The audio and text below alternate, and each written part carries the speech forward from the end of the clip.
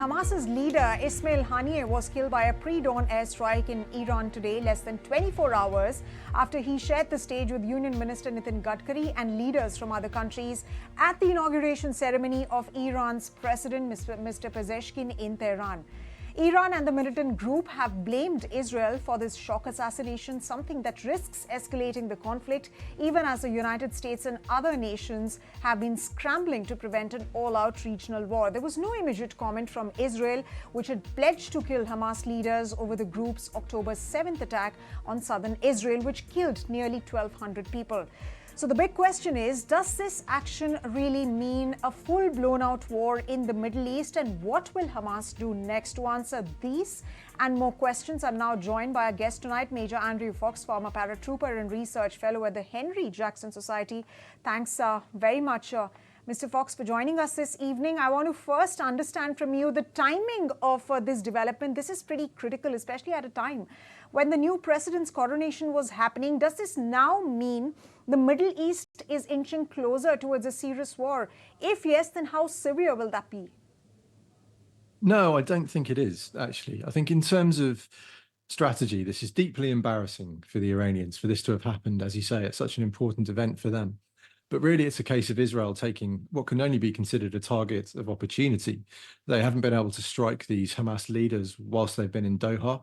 A strike in Qatar would cross a huge red line because they're such a close ally of the Americans. So really, when Hamas have taken themselves out of Qatar and have moved to Iran, they can be struck. And additionally, it sends a very strong message to the Iranians, who are, of course, behind all of the attacks on Israel we've seen over the last 10 months, that they're not safe either.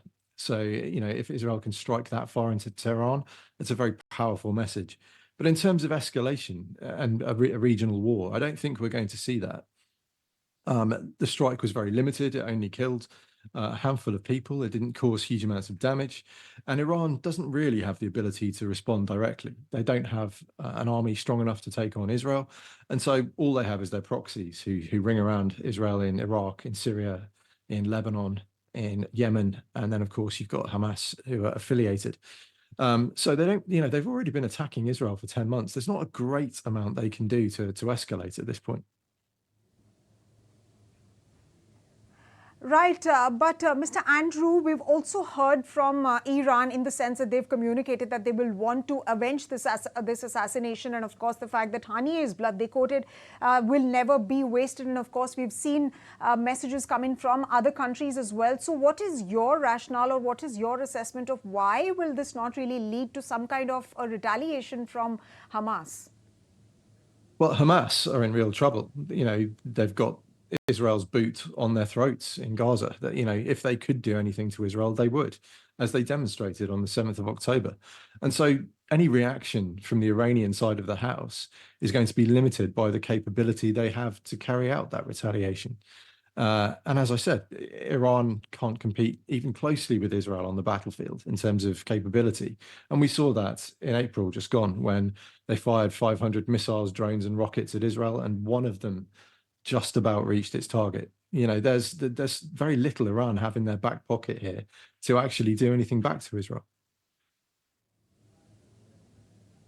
Right. So does this really give Israel the political room now to begin now winding down the operation in Gaza? Because, Netanyahu has said that he really delivered a major blow against Haniyeh's leadership. Not really Haniyeh's leadership, but major blow against Hamas's terrorist and, of course, Hezbollah as well. Do you agree with that? Do you really think that this is going to now lead to a de-escalation of this Middle Eastern war? Not necessarily a de-escalation. I think Israel are going to keep going with their objectives until such time as either they achieve them or a ceasefire deal is agreed. The conflict with Hezbollah in the north, I think, is far more worrying. Strategically, Gaza is not much more than a sideshow. If it weren't for the hostages, that war would be over already. Israel do, however, have 60 to 70,000 people displaced from the northern towns in Israel. And that's a real problem. And I don't think this will take us any closer to a solution with Hezbollah. And I think that's the real problem the Israelis have to worry about.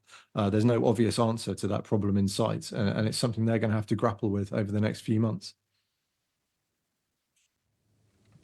Andrew, you also spoke about negotiations. I mean, Haniyeh's assassination is also critical because of his centrality in negotiations with respect to the war. Now, what does that really mean for hostage negotiations now that he's been assassinated? I'm not convinced Hamas have been negotiating in good faith across the board. And if you think about it in these terms, what incentive is there for Hamas to give back the hostages in exchange for a ceasefire? Israel have already said they're committed to removing Hamas from power in Gaza. And if that's really what Israel want to do, there's no reason for Hamas to negotiate a hostage return, because they're the only thing that is stopping their leaders being killed as they're used as human shields within the tunnels in Gaza.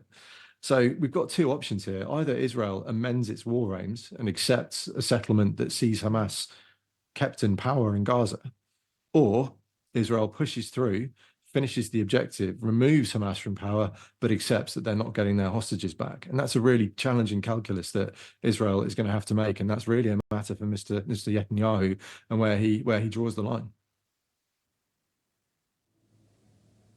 Right, and we'll have to see how the negotiations, now that you're saying that this recent incident is not going to have any major impact on negotiations. We'll have to see how those play out. But let me also ask you about the US's reaction to this event. And, everybody's been waiting for that. But if you remember, Kamala Harris, the presumptive Democratic nominee, did make a very nuanced address on the Israel-Hamas issue just a few days back, also speaking about the plight of Palestinians while also speaking about Israel. How do you think Washington is going to react now? I think there's a really interesting disconnect between American military action and American politics at the moment. And everything on the political side is skewed by the fact it's an election year and the Israel-Gaza conflict is a real touchstone issue, particularly for the Democratic electorate. So the politicians on that side of the Atlantic have to make a certain number of negative noises about Israel so that they can keep that electoral base on side. However, if we look at how the military cooperation is playing out, we're seeing the United States SOCOM, their Southern Command, firmly involved in this war. They've got American troops embedded with certain IDF headquarters. We know they authorized and agreed with the strike on Yemen. And I'd actually find it very surprising if they didn't know about this strike in Tehran in advance. And so, whilst the politicians say what they have to say because there's an election campaign going on, actually, practically, we're still seeing very close cooperation between US militaries and the Israel Defense Forces.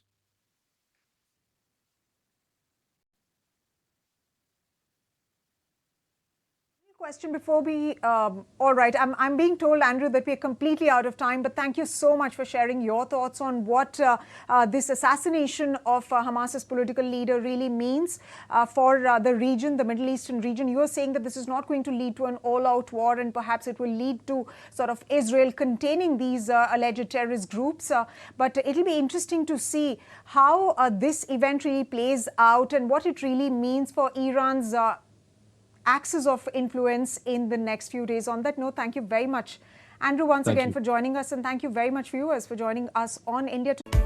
If you like this video, then like, share and subscribe to ET Now.